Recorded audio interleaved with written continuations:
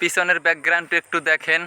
আমি বর্তমানে আছি একটা জলা জায়গায়, এমন একটা জায়গায় আছি এখানে মানুষজন খুবই কম আসে।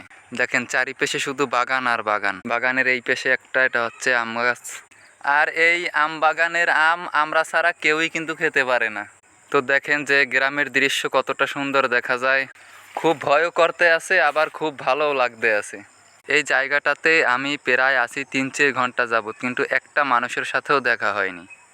তো যাই হোক, যারা ভিডিওটি ইউটিউব থেকে দেখছেন তারা যদি নতুন দর্শক হয়ে থাকেন অবশ্যই আমার চ্যানেলটি সাবস্ক্রাইব করে রাখবেন, আর যদি সাবস্ক্রাইব অলরেডি করে থাকেন তাহলে অসংখ্য ধন্যবাদ।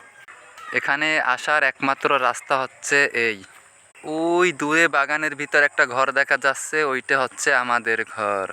এই যে টাওয়ারটা দেখতে পাচ্ছেন এটা হচ্ছে ইন্ডিয়ান দাদাদের টাওয়ার, আমাদের বাংলাদেশে থাকলে কি হবে, ওদের টাওয়ার নাকি এটা।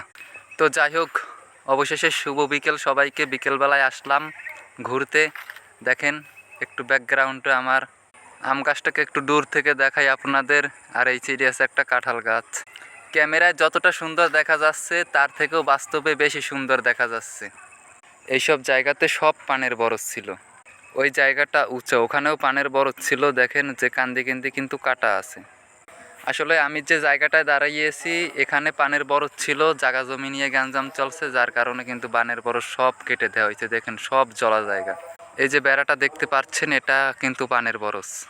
আমাদের গ্রামের পানের বরজের অনেক ভিডিও আমার এই চ্যানেলেই আপলোড করা আছে। এই জায়গাটাতে আলু লাগানো হয়েছিল, তো ওরা নিয়ে গেছে সব আলু। আমের বকুলগুলো দেখতে কিন্তু খুবই সুন্দর, খুবই চমৎকার।